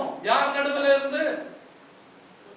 யார் நடுவில் இருந்து நீங்கள் புறப்பட்டு போகணும்? அவிசுவாசிகள் நடுவில் இருந்து, விக்கிரக ஆராதனைக்காரர்கள் நடுவில் இருந்து, தேவனை ஏற்றுக்கொள்ளாதவர்கள் நடுவில் இருந்து. அவங்க யாரா இருந்தாலும் சரி, உங்க அம்மாவா இருந்தாலும், உங்க அப்பாவா இருந்தாலும், உங்க அண்ணன் தம்பி அக்கா தங்கை யாராக இருந்தாலும் சரி, தேவனை ஏற்றுக்கொள்ளாதவர்கள் நடுவில் இருந்து நீங்கள் புறப்பட்டு பிரிந்து போய் அசுத்தமானவை. ஆண்டவர் சொல்றாரு, என்னை யார் ஒருவன் ஏற்றுக்கொள்ளவில்லையோ, எவனை நான் ஏற்றுக்கொள்ளவில்லையோ அவன் அசுத்தமானவன். அவன் அசுத்தமானவன். என்னை எவன் ஒருவன் ஏற்றுக்கொள்ளவில்லையோ, எவனை நான் ஏற்றுக்கொள்ளவில்லையோ அவன் யாரு? அசுத்தமானவன். அந்த அசுத்தமானதை நீங்கள் என்ன பண்ணுங்க? தொடாதீர்கள் என்று கர்த்தர் சொல்லுகிறார். அப்ப தேவன் வந்து என்ன சொல்லுகிறார் அப்படின்னா, நீங்கள் பரிசுத்த கூட்டம், நீங்கள் நான் வந்து வாழுகிற ஆலயம், அந்த ஆலயத்திலே நான் என்னவா இருக்கிறேன்? வாசமா இருக்கிறேன். எனவே அனுதினமும் நீங்கள் எனக்கு பலிகளை செலுத்தக்கூடிய ஆசாரியர்களாய் இருக்கிறீர்கள். யார் ஆசாரியன் என்று பார்க்கும்போது அங்கே ஆசாரியனுக்கு மிகச்சிறந்த உதாரணம் ஆரோன். ஆரோனை தேவன் அழைக்கும் போது எப்படி அழைத்தார் அப்படின்னா, இஸ்ரவேல் புத்திரர் நடுவில் இருந்து அவனை மாத்திரமல்ல அவனுடைய 4 புதல்வர்களையும் சேர்த்துதான் கர்த்தர் வந்து அழைத்தார். அல்லேலூயா. அப்போ ஆரோன் மாத்திரம் பிரித்தெடுக்கப்படவில்லை, அவனது சந்ததியே என்ன செய்யப்பட்டது? பிரித்தெடுக்கப்பட்டது. அப்ப நீங்களும் நானே யாரு? தேவனால் தேர்ந்து கொள்ளப்பட்டது உண்மை என்றால் நமது சந்ததியும் தேவனால் என்ன செய்யப்பட்டிருக்க வேண்டும்? பிரித்தெடுக்கப்பட்டிருக்க வேண்டும். அல்லேலூயா. அப்ப நீங்களும் நானும் கலங்கப்படாமல் இருக்கணும் அப்படின்னா உலகத்துல அது சாத்தியம் அல்ல. நீங்களும் நானும் களங்கம் இல்லாத ஒரு வாழ்க்கை வாழணும் அப்படின்னா, பரிசுத்தமான ஒரு வாழ்க்கை வாழணும் அப்படின்னா, நான் பரிசுத்தன் ஆகல் நீங்களும் பரிசுத்தராய் இருங்கள் என்று தேவன் சொன்ன அந்த வாக்கு எப்படி நிறைவேறும் அப்படின்னா, அவரது பரிசுத்தர் வந்து வாழுகிற பரிசுத்த ஆலயமாய் நான் இருக்கும் போது, அந்த பரிசுத்த ஆசாரியனாய் பலிகளை நான் செலுத்தும் போது ஆண்டவர் சொல்றாரு, நான் பரிசுத்தன். இப்ப நீ யாருப்பா? பரிசுத்தன். அப்ப தேவன் யாரு? பரிசுத்தர். அவர் வீற்றிருக்கிற இடம் பரிசுத்தமானது. இப்ப அந்த இடத்துக்கு நான் போகணும்னா நானே யாராய் மாறணும்? பரிசுத்தமாய் மாறணும். ஆண்டவர் சொல்றாரு, என்னை ஏற்றுக்கொள்ளாத ஜனங்களோடு நீங்கள் பின்னி பிணைந்து உங்களை நீங்கள் கரைப்படுத்திக் கொள்ளாதீர்கள். அல்லேலூயா. இயேசுவை யாரு ஏற்றுக்கொள்ளவில்லையோ அந்த ஜனங்களோடு நமக்கு ஒட்டுமில்லை, உறவும் இல்லை. கர்த்தரை ஆராதனை செய்ய மறுதலிக்கிற யாராய் அவர்கள் நமது சொந்த குடும்பத்தை சார்ந்தவர்களாய் இருந்தாலும் அவர்களுக்கு நமக்கு என்ன கிடையாது அப்படின்னா உறவு என்பது கிடையவே கிடையாது. ஏனென்றால் கர்த்தர் நம்ம ஒவ்வொருவரையும் தனியாக, ஒரு குடும்பத்தில் இருக்கிற கணவன் தனியான ஒரு ஆலயம், மனைவி ஒரு ஆலயம், பிள்ளைகள் ஒரு ஆலயம். அந்த தனித்தனியான ஆலயத்தின் பரிசுத்தத்தை நீங்களும் நானும் என்ன செய்ய வேண்டும் அப்படின்னா பாதுகாத்துக் கொள்ள வேண்டும். அங்கே அந்நியர்களுக்கு என்ன கிடையாது. அந்நியர்கள் என்பது யார்? தேவனை ஏற்றுக்கொள்ளாதவர்கள். தேவனை ஏற்றுக்கொள்ள மறுதலிக்கிறவன், அவனுக்கு இந்த ஆலயத்தில் என்ன கிடையாது அப்படின்னா இடம் கிடையாது. எனவேதான் ஆண்டவருடைய வேதம் சொல்லுகிறது, அப்படிப்பட்ட காரியங்களினாலே உங்களை நீங்கள் தீட்டுப்படுத்திக் கொள்ளாதீர்கள். அப்ப இன்னைக்கு நிறைய கிறிஸ்தவர்களுடைய நிலைமை என்னவா இருக்கு? அந்நியர்களினாலே, அந்நிய நுகத்தினாலே, அவிசுவாசிகளோடு இணைந்திருப்பதினாலே அவர்கள் தங்கள் ஆலயத்தை என்ன செய்திருக்கிறார்கள்? கெடுத்து போட்டிருக்கிறார்கள். தேவன் சொல்லுகிறார், என்ன நம்ம வாசிக்கிறோம், இதோ ஒருவன் என்னுடைய ஆலயத்தை கெடுத்தால் நான் அவனை என்ன பண்ணுவேன்? கெடுப்பேன். ஹல்லேலூயா. இந்த உலகத்துல யார் நம்மை கெடுத்தாலும் என்ன ஆண்டவர் இடத்துல நமக்கு என்ன உண்டு? விடுதலை உண்டு. ஆண்டவரை கெடுத்தால், கர்த்தரே இந்த ஆலயத்தை கெடுத்தால் யாரிடத்தில் போய் விடுதலைக்கு மீட்புக்கு நாம நிற்பது? எனவே சர்வ ஜாக்கிரதையாக நீங்களும் நானும் காணப்பட வேண்டும். அப்ப ஏன் ஒரு கிறிஸ்தவன் இந்த உலகத்தில் இருந்து பிரித்தெடுக்கப்பட்டவனா இருக்கிறான் அப்படின்னா, முதலாவது காரியம் அவன் ஆலயமாக இருக்கிறான்.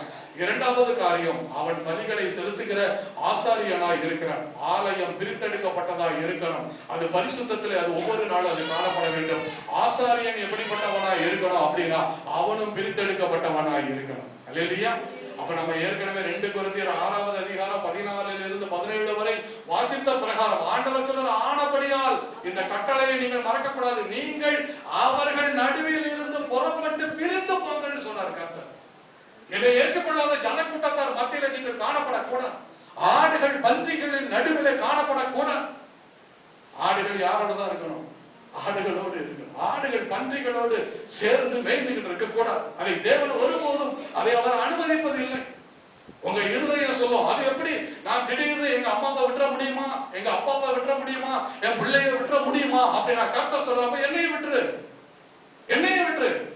இவர்களையும் நீ சேர்த்து கொண்டு உன் ஆலயத்தை பரிசுத்த குலைச்சல் ஆக்கி நீ ஆசாரிய கூட்டமாய் பிரித்தெடுக்கப்பட்டவன் என்பதை மறந்து நீ உன்னுடைய ஆலயத்தை நீ கெடுக்கிறபடியினாலே நானும் பதிலுக்கு உன்னை என்ன பண்ணுவேன்? கெடுப்பேன். உனக்கு நான் வேண்டுமா? என்னை ஏற்றுக்கொள்ளாத ஜனக்கூட்டம் உனக்கு வேண்டுமா? யார் வேண்டும் உனக்கு? நான் வேண்டுமா? அல்லது என்னை விசுவாசியாத, என்னை நம்பாத, எனக்கு ஆராதனை செய்யாத நபர்கள் உனக்கு வேண்டுமா? நீ தீர்மானம் செய்து கொள். ஆண்டவருடைய வேதம் சொல்கிறது, நன்மையும் தீமையும் உனக்கு முன்பதாக வைக்கப்பட்டிருக்கிறது. எது வேணுமோ நீ சூஸ் பண்ணிக்கப்பா. ஆசீர்வாதமும் சாபமும் உனக்கு முன்பதாக வைக்க நான் உனக்கு கட்டாயப்படுத்தல. ஆசீர்வாதமும் சாபமும் உனக்கு முன்பதாக வைக்கப்பட்டிருக்கிறது. எது வேணுமோ நீ எடுத்துக்கொள். ஜீவனும் மரணமும் உனக்கு முன்பதாக வைக்கப்பட்டிருக்கிறது. எது வேணுமோ it is your choice. ஆக ஆண்டவருடைய நாட்கள் நெருங்கிக் கொண்டிருக்கிறது.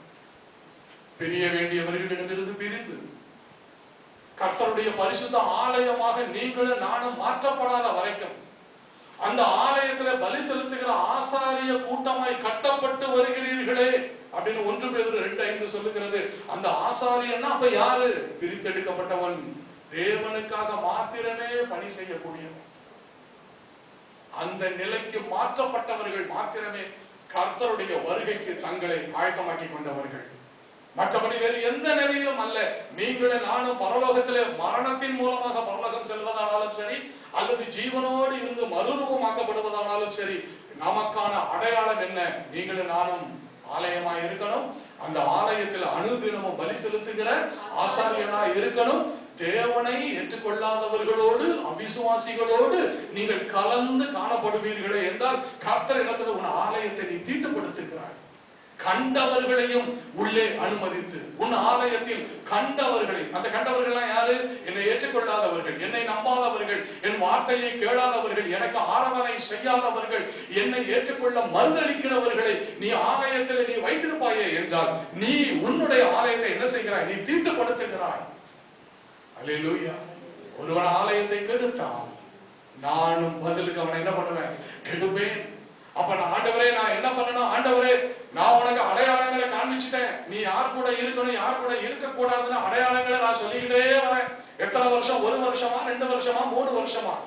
ஆண்டவரை ஏற்றுக்கொண்ட நாள் முதலாய் கர்த்தர் நீ யாரோடு இருக்க வேண்டும், யாரோடு இருக்கக்கூடாது என்று நமக்கு போதனைகளின் மூலமாக, வேத வசனங்களின் மூலமாக ஆண்டவர் நமக்கு அதை வெளிப்படுத்தி கொண்டே வருகிறார். அப்ப நான் என்ன செய்யணும்? ஆண்டவரே, தேவன் சொல்லுகிறார், நீங்கள் அவர்கள் நடுவில் இருந்து புறப்பட்டு பிரிந்து போய் அசுத்தமானதை. அசுத்தமானது அப்படின்னா என்ன அர்த்தம்? யாரை சொல்லுகிறாரா ஆண்டவர் அசுத்தமானதுன்னு? நாயை சொல்லுகிறாரா? பன்றியை சொல்லுகிறாரா? தேவனை ஏற்றுக்கொள்ளாத மனிதர்களை ஆண்டவர் சொல்லுகிறார். அசுத்தமானதை நீங்கள் என்ன செய்யாதீர்கள்? தொடாதீர்கள். அவர்கள் நடுவில் இருந்து புறப்பட்டு போ. ஓ நடுவில் இருந்து அவங்க போக மாட்டாங்க. நல்லா ஞாபகம் வச்சுக்கோங்க. உங்க நடுவில் இருந்து அவர்கள் பிரிந்து போக மாட்டார்கள். ஆனால் அவர்கள் நடுவில் இருந்து நீங்க பிரிந்து போகணும். தேவ கட்டளை அது. தேவனுடைய கட்டளையை நீங்கள் பின்பற்றவில்லை என்றால் எந்த ஆதாயத்திற்காக கர்த்தரை ஏற்றுக்கொள்ளாதவர்களை உங்களோடு நீங்கள் வைத்திருக்கிறீர்கள்? என்ன ஆதாயத்திற்காக தேவனை ஆராதனை செய்ய மறுதளிக்கிறவனை உங்களோடு கூட நீங்கள் வைத்திருக்கிறீர்கள்? அப்படி என்றால் தேவனை விட நீங்கள் யாருக்கு முக்கியத்துவம் கொடுக்கிறீர்கள்? கர்த்தர் அதை அப்படித்தான் பார்க்கிறார். என்னை விட உனக்கு பெரியவன் யார்? என்னை விட உயர்ந்தவன் யார்? என்னை விட சிறந்தவன் யார்? என்னை விட உன் ஜீவனை பிடித்து கொள்ளுகிறவன் யார்? என்னை விட உன்னை உயர்த்துகிறவன் யார்? என்னை விட உன்னை மேன்மைப்படுத்துகிறவன் யார்? நீ என்னை நம்புகிறாயா? வேறு யாரை நீ நம்புகிறாய்? ஹல்லேலூயா. எனவே ஆண்டவருடைய வேத கட்டளைகளுக்கு நீங்கள் கீழ்ப்படியாத போது, கர்த்தர் நியாயப்பிரமாணங்களை கொடுத்தார், 613 கட்டளைகளை இஸ்ரவேலருக்கு கொடுத்தார், அதை அவர்கள் பின்பற்றாத போது பாவம் அவர்களை நிரப்பினது என்று பார்க்கிறோம். அந்த பாவத்தினாலேயே அவர்கள் என்ன செய்தார்கள்? அழிந்து போனார்கள் என்று சொல்லி பார்க்கிறோம். அடிமைத்தனங்களுக்குள்ளாக ஒப்புக் கொடுக்கப்பட்டார்கள் என்று பார்க்கிறோம். எனவே ஆண்டவருடைய வேதம் சொல்லுகிறது, நீங்கள் தேவனுடைய ஆலயம், அடுத்து அந்த ஆலயத்தில் பலி செலுத்துகிற ஆசாரிய கூட்டம். நீங்கள் யாரா இருக்கணும் அப்படின்னா, உங்கள் ஜனத்திலிருந்து இனத்திலிருந்து பிரித்தெடுக்கப்பட்டவர்கள். அடுத்து நீங்கள் யாரிடமிருந்து நீங்கள் பிரித்தெடுக்கப்பட்டவர்கள் அப்படின்னா, என்னை ஏற்றுக்கொள்ளாதவர்கள், என்னை ஆராதனை செய்வதற்கு மறுதளிக்கிற கூட்டத்தாரிடமிருந்து நீங்கள் பிரித்தெடுக்கப்பட்டவர்கள். அவர்கள் நடுவில் இருந்து புறப்பட்டு பிரிந்து அவர்கள் உங்களை விட்டு போக மாட்டார்கள். ஆனால் நீங்கள் அவர்கள் நடுவில் இருந்து புறப்பட்டு பிரிந்து போய் அசுத்தமானதை தொடாதிருங்கள் என்று கர்த்தர் சொல்லுகிறார். அல்லேலூயா. அப்ப எந்த ஒரு நிலையிலும் நம்ம எல்லாரையும் நம்ம அன்பு செய்யணும். எல்லா மனிதர்களையும் நம்ம அன்பு செய்யணும். அல்லேலூயா.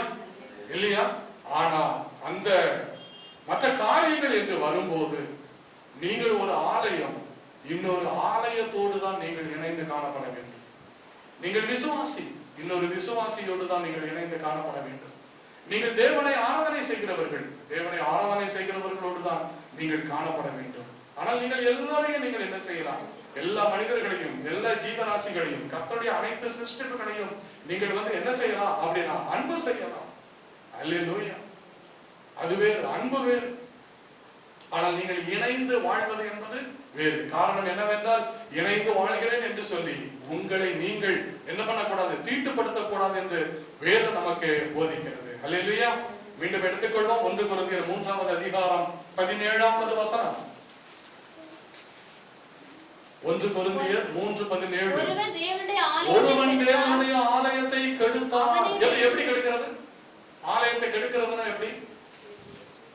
கொஞ்சம் ஒரு சாக்கடை தண்ணி எடுத்து அந்த ஆலயத்துல ஊத்துறது, அதுவா? அப்படி இல்லை. ஒருவன் தேவனுடைய ஆலயத்தை கெடுத்தார் அப்படின்னா என்ன அர்த்தம்? தேவனை எதை விட்டு விலக சொல்லி இருக்கிறாரோ, யாரை விட்டு விலக சொல்லி இருக்கிறாரோ அவர்களை விட்டு விலகாம கர்த்தர் அவன் நடுவுல இருந்து நீ என்ன பண்ணு? புறப்பட்டு போ. நீ நம்ப வேண்டியது இனி என்னை மாத்திரமே, வேறு யாரையும் அல்ல. நீ நம்ப வேண்டியது என்னை மாத்திரமே. நீ வாழ வேண்டியது உனக்காக அல்ல, வேறு யாருக்காகவும் அல்ல, எனக்காக. ஏன்னா நீ என்னுடைய ஆலயம், நான் அதுல வாசமாய் இருக்கிறேன். நீ எனக்கு தினமும் பலிகளை செலுத்தக்கூடிய ஆசாரியனாய் நீ இருக்கிறாய். இனி நீ என்னை நம்பாதவர்கள், என்னை ஏற்றுக்கொள்ளாதவர்கள் நீ கொஞ்சி குலாவி நீ அப்படி கூடி வாழ்ந்து கொண்டிருந்தால், அப்ப நீ என் கட்டளைகளை நீ மதிப்பதும் இல்லை. என்னை விட நீ என்னை ஏற்றுக்கொள்ளாதவர்களை நீ பெரிதாய் நீ நினைக்கிறாய். உன் ஆலயத்தை நீ கெடுக்காதே, உன் ஆலயத்தை நீ கெடுக்காதே. அப்படி கெடுத்தால் ஆண்டவர் சொல்றாரு, ஒருவன் தேவனுடைய ஆலயத்தை கெடுத்தால் அவனை தேவன் கெடுப்பார். ஏனென்றால் தேவனுடைய ஆலயம் அது எப்போது எப்படி இருக்கணும்? பரிசுத்தமா இருக்கிறது.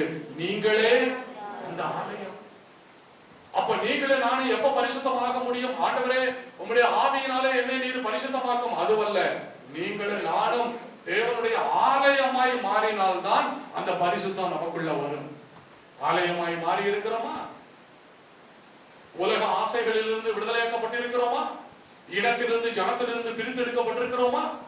ஒரு விசுவாசியோடு தான் இணைந்து காணப்பட வேண்டுமே ஒழிய, ஒரு விசுவாசி ஒரு அவிசுவாசியோடு இணைந்து காணப்பட வேண்டிய அவசியம் இல்லை.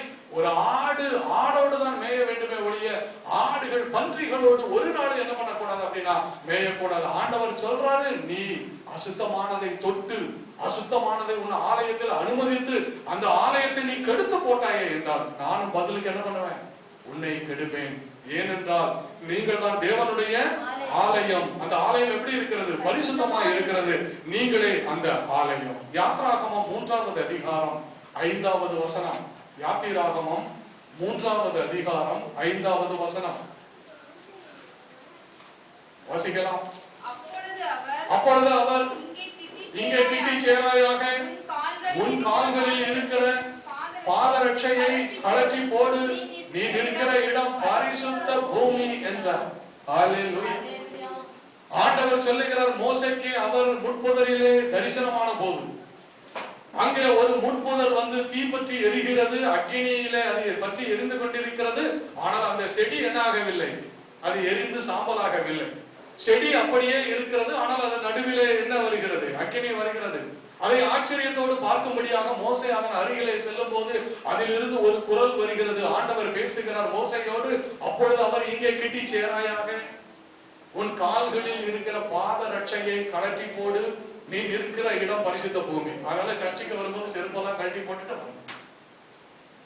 ஓகே, இந்த வசனத்தின் படி உன் கால்களில் இருக்கிற பாத ரட்சையை கழற்றி போடு, ஏன்னா நீ இருக்கிற இடம் பரிசுத்த பூமி. ஆனால சர்ச்சைக்குள்ள வரும்போது என்ன பண்ணணும், செருப்பெல்லாம் வந்து கழட்டி போடணும் அப்படின்னு. இதை நீங்க ஃபாரின் போனீங்கன்னா செருப்பெல்லாம் நீங்க வந்து என்ன பண்ண முடியாது அப்படின்னா கழட்ட முடியாது.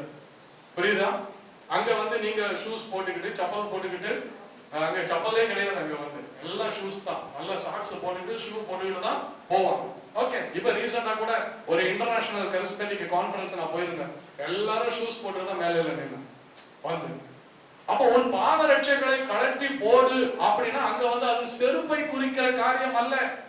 நீ எதை நம்பி நிற்கிறாயோ இந்த பூமியில், நீ யாரை நம்பி இந்த பூமியில் நிற்கிறாயோ, உன் வீட்டை நம்பி, ஆஸ்தியை நம்பி, வேலையை நம்பி, பணத்தை நம்பி, எதன் மேல் நீ நடந்து கொண்டிருக்கிறாயோ அதை முதல்ல நீ கழட்டி போடு. அல்லேலூயா. நீ எதை நம்பி அதன் மேல் நீ நடந்து கொண்டிருக்கிறாயோ, உன் உத்தியோகத்தை நம்புகிறாயா, உன் பணத்தை நீ நம்புகிறாயா, உன் சொத்துக்களை நம்பி நீ நிற்கிறாயா, உன்னுடைய தானியங்களை நம்பி நீ நிற்கிறாயா, உன்னுடைய எண்ணெய் பாத்திரங்களை நம்பி நீ நிற்கிறாயா, முதலில் எதை நம்பி நீ நிற்கிறாயோ அந்த பாத ரட்சையை நீ என்ன பண்ண, கழட்டி போடு. இது செருப்பை குறிக்கிற வார்த்தை அல்ல. ஏனென்றால் நீ நிற்பது பரிசுத்த பூமி. அந்த பரிசுத்த பூமியில் உனக்கு முன்பதாக நிற்பது யாரு, தேவன். நீ என்னை நம்பிதான் நீ நிக்கணுமே ஒழிய, என்னுடைய பூமியில் நீ என்னை நம்பிதான் நீ நிற்கணுமே ஒழிய, உன் காலில் நீ எதன் மேல் நீ நம்பிக்கையா நிற்கிறாயோ முதல்ல அதை நீ கழட்டி போடு. அல்லேலூயா. புரியுதா? அப்ப பாத ரட்சையை கழட்டி போடு. நீ நிற்கிற இடம் பரிசுத்த பூமி. அந்த பரிசுத்த பூமி அப்படின்னா பரிசுத்த தேவனை மாத்திரம் நீ நம்பி வாழணும். வேற எதை நம்பியும் நீ என்ன பண்ணக்கூடாது, வாழக்கூடாது. ஆலயம் உலகத்தில் இருக்கலாம், ஆனால் ஆலயத்திற்குள் உலகம் வரக்கூடாது. கரெக்டா? நீதான் எனக்கு பணி செய்கிற ஆசாரியன். நீ என்ன நம்பிதான் நீ இருக்கணும். வேற எதை நம்பியும் அதன் மேல் நீ உன் கால்களை மிதித்து நீ நில்லாதே. நீ எதை நம்பியும் நீ நடக்காதே. நான் என்னுடைய பெரிய சொத்துக்களை கால் கொண்டு நிற்கிறேன், என் பணத்தின் மேல நான் கால் கொண்டு நிற்கிறேன், என் வேலையின் மேல நான் கால் கொண்டு நிற்கிறேன். ஆண்டவர் சொன்னாரு, அந்த பாத ரட்சையை நீ என்ன பண்ணு, கழட்டி போடு. என்னை நம்பு, என்னை நம்பு. இது செருப்பை குறிக்கிற வார்த்தை அல்ல. அடுத்த ஒரு வசனத்தை பார்க்கலாம். லேவியர் ஆகமம் 15:31. லேவியர் 15:31 வாசிங்க. லேவியர் 15:31. இஸ்ரவேல் புத்திரர் தங்கள் நடுவே இருக்கிற என்னுடைய வாசஸ்தலத்தை தீட்டுப்படுத்தி தங்கள் தீட்டுகளால் சாகாதபடிக்கு இப்படி நீங்கள் அவர்கள் தீட்டுகளுக்கு அவர்களை விலக்கி வைக்க கடவீர்கள். அல்லேலூயா. காரணம் என்ன? ஆண்டவர் ஒவ்வொரு தான் தேர்ந்து கொள்ளப்பட்ட ஒவ்வொரு மனுஷனையும் என்னவாக நினைக்கிறார், அவன் ஆலயமாய் மாற வேண்டும். அதை எதை நிமித்தமும் நீங்கள் என்ன பண்ணக்கூடாது, தீட்டுப்படுத்த கூடாது. அப்படி தீட்டுப்படுத்தினால் கர்த்தருடைய வசனம் சொல்லுகிறது, உங்கள் தீட்டுகளினாலே நீங்கள் சாவீர்கள். உங்கள் தீட்டுகளினாலேயே நீங்கள் சாவீர்கள். ஏனென்றால் நீங்கள் தேவனுடைய ஆலயம், பரிசுத்த தேவன் வந்து வாழுகிற ஆலயம். நீங்கள் பரிசுத்த ஆசாரியனாக பலி செலுத்தும்படியாக தேர்ந்து கொள்ளப்பட்டவர்கள். அந்த ஆவி என்கிற மகா பரிசுத்த ஸ்தலத்திலே உங்களுக்கு மாத்திரமே தேவன் என்ன கொடுத்திருக்கிறார், அனுமதி கொடுத்திருக்கிறார், ஆசாரிய ஊழியம் செய்யும்படிக்கு. அதை நீங்கள் வேறு எந்த ஒரு காரியத்தினாலும் அதை நீங்கள் என்ன பண்ணக்கூடாது, தீட்டுப்படுத்தக்கூடாது. அப்படி நீங்கள் தீட்டுப்படுத்தினால் தங்கள் தீட்டுக்களால் நீங்கள் சாவீர்கள். அப்படி சாகாம இருக்கணும் அப்படின்னா இப்படி நீங்கள் அவர்கள் தீட்டுகளுக்கு அவர்களை நீங்கள் என்ன பண்ணணும், விலக்கி வைக்கணும். அல்லேலூயா. அந்நிய நுகத்தை விலக்கி வைக்கணும், அவிசுவாசிகளை விலக்கி வைக்கணும், வேலையாளை விலக்கி வைக்கணும், கர்த்தருடைய நாமத்தை ஏற்றுக்கொள்ளாதவனை நீங்கள் விலக்கி வைக்கணும். அப்படி நீங்கள் ஒருவேளை விலக்காதபடிக்கு அவர்களோடு இணைந்து இசைந்து அவர்கள் செய்கிற எல்லா காரியத்திற்கும் நீங்கள் ஒத்துழைப்பு கொடுத்து கொண்டு நீங்கள் உங்கள் வாழ்வை நடத்துவீர்களே என்றால் ஆண்டவருடைய பார்வையில் உங்களை நீங்கள் தீட்டுப்படுத்திக் கொள்கிறீர்கள். உங்கள் தீட்டுகளினாலே நீங்கள் சாவீர்கள் என்று கர்த்தர் சொல்லுகிறார். அல்லேலூயா. கிறிஸ்தவ வாழ்வு என்பது நீங்களும் நானும் நினைப்பது போல ஒரு ஆமென் போட்டுவிட்டு அல்லது ஒரு சின்ன ஜபத்தை ஏறெடுத்து விட்டு தினமும் 2 அதிகாரங்களை வாசித்து விட்டு போகக்கூடிய ஒரு வாழ்வு அல்ல. ஜெபிப்பது ஆலயமாய் மாறுவதற்கு, வேதத்தை வாசிப்பது ஆலயமாய் மாறுவதற்கு, கர்த்தரை ஆராதனை செய்வது ஆசாரியனாய் மாறுவதற்கு, பலிகளை செலுத்துவதற்கு. எனவே என் ஆவிய ஆத்மா சரீரத்தை நான் கரைப்படுத்தாதபடிக்கு, தீட்டுப்படுத்தாதபடிக்கு, அவைகளை தேவன் வந்து வாழ்கிற ஆலயமாக நான் மாற்றி இருந்தால் மாத்திரமே அந்த பரலோக ராஜ்யத்தை குறித்து கற்பனை செய்து பார்க்க முடியுமே ஒழிய மாறாக கண்டவர்களினாலே, கண்ட காரியங்களினாலே, கண்ட உலக பிரச்சனைகளினாலே என்னை நான் தீட்டுப்படுத்தி வைத்திருப்பேனே என்றால், இந்த ஆலயத்தை நான் தீட்டுப்படுத்துவேனே என்றால், ஆண்டவருடைய வசனம் சொல்லுகிறது இந்த தீட்டுப்பட்ட அந்த ஆலயத்தை அதனால் நீங்க என்ன ஆகுவீர்கள்? சாவீர்கள். ஹல்லேலூயா. அதனால் நீங்கள் என்ன ஆவீர்கள்? சாவீர்கள். ஆக கர்த்தர் உங்களையும் என்னையும் ஒரு ஆலயமாக அவர் கட்டி எழுப்ப விரும்புகிறார். ஆனால் அந்த ஆலயத்தை நான் இடித்து போட்டால், அந்த ஆலயத்தை நான் சரியாக பராமரிக்கவில்லை என்றால், அந்த ஆலயத்தை நான் என்னுடைய சொந்த எண்ணங்களின்படி சித்தத்தின்படி கரைப்படுத்துகிறவனா இருந்தால், கர்த்தர் சொல்றாரு அந்த தீட்டுக்களினாலே நீ சாவாய். சாகாம இருக்கணும்னா என்ன பண்ண? அந்த தீட்டுகளுக்கு, அப்படிப்பட்ட நபர்களுக்கு, உன் ஆலயத்தை பரிசுத்த குலைச்சல் ஆக்குகிற நபர்களுக்கு நீ விலகி இரு. உன்னை பரிசுத்த குலைச்சல் ஆக்குகிற சூழ்நிலைகளுக்கு நீ விலகி இரு. உன்னை பரிசுத்த குலைச்சல் ஆக்குகிற எந்த ஒரு சம்பவத்திற்கும் நீ விலகி இரு. இல்லை என்றால் அந்த தீட்டினாலேயே நீ என்ன ஆவாய்? சாவாய் என்று ஆண்டவருடைய வேதம் சொல்லுகிறது. எசேக்கியேல் 43வது அதிகாரம் 12வது வசனம். எசேக்கியேல் 43:12 வாசிங்க. ஆலயத்தினுடைய பிரமாணம் என்ன? அதாவது பைபிளை அடிக்கடி படிச்சா அது எங்க இருக்குன்னு டக்குன்னு தெரியும். ஓகே, ஆமா. எசேக்கியேல் சைடுல நம்ம போறதே இல்லையே, அதனால படிக்கிறது இல்லை. ஆலயத்தினுடைய பிரமாணம் என்னவென்றால், நீங்களும் நானே யாரு? ஆலயம். அந்த ஆலயத்துக்குன்னு என்ன இருக்கு? ஒரு பிரமாணம் இருக்கு. கரெக்டா? ஒரு ஆலயம்னா இப்படிதான் இருக்கணும், ஒரு பிரமாணம் இருக்கு. அப்ப நீங்களும் நானும் தேவனுடைய ஆலயம் என்றால் வேதம் சொல்லுகிறது ஆலயத்தினுடைய பிரமாணம் என்னவென்றால், மலையுச்சியின் மேல் சுற்றிலும் அதன் எல்லையெங்கு மிகவும் பரிசுத்தமாக இருக்கும். இதுவே ஆலயத்தினுடைய பிரமாணம். ஹல்லேலூயா. நல்லா பாருங்க, ஆலயத்தினுடைய பிரமாணம் என்ன? ஒரு ஆலயத்தினுடைய தன்மை என்ன? அது எப்படி இருக்கணுமா? அது மலை உச்சியின் மேல் சுற்றிலும் அதன் எல்லை எங்கும். நீங்கள் தான் யாரு? ஆலயம். நீங்கள் தான் ஆலயம். அப்போ உங்களை சுற்றிலும் இருக்கிறவர்கள், அப்போ நீங்கள் தான் தேவனுடைய ஆலயம் என்றால் உங்களுடைய சுற்று